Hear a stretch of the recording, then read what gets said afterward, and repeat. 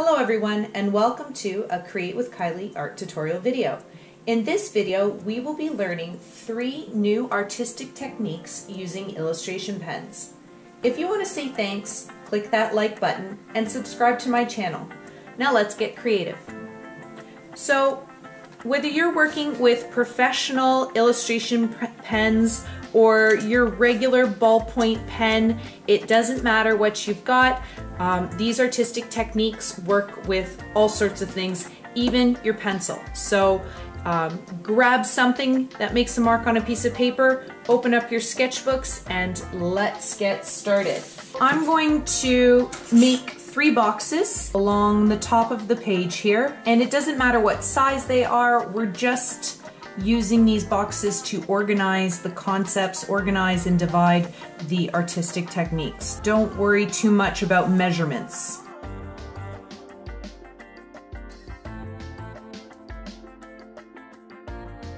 Looking for archival ink and waterproof features in an illustration pen is smart because it keeps your artwork from fading, and if you want to mix it up with some watercolor paints, they won't leak all over the place, they won't bleed.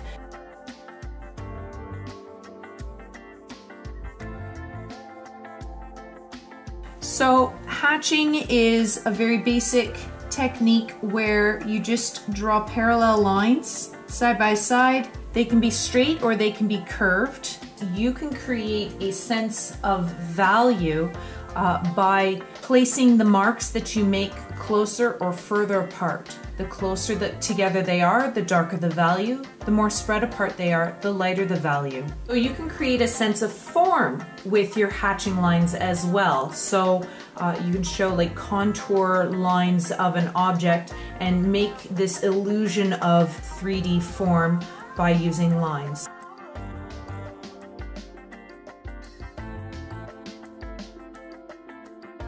Perhaps you've noticed I've been using a lot of the elements and principles of design language.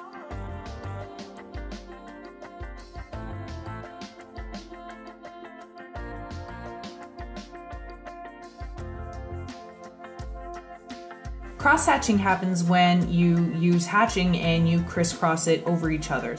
Depending on how close you put the marks, you can control how dark the value is. You can have a dark, medium, and light value, and have cross contour lines that create that sense of form, make something feel round.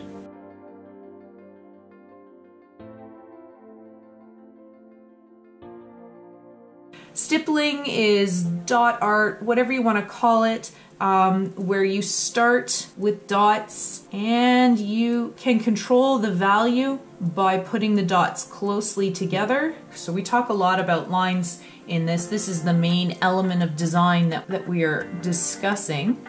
You don't want to rush and let your lines get really messy. So sometimes I see students, really, and it gets a little hairy, and I'm trying to exaggerate it here, but if you look closely, you can see these little fish hooks here. And it just means that you didn't lift your pen up fast enough before raising it to start the next line, and not being very neat, unless you're going for a texture that actually had fish hook like ends. Be a little bit self-evaluative. Look at your artwork, look at the line work that you're using, and make sure that you're putting down a good quality, that if you're seeing these sloppy lines, or if you're going outside the box and it's getting all over the place, try to take a deep breath and slow down and be a little bit more aware of those fine motor skills inside your hand.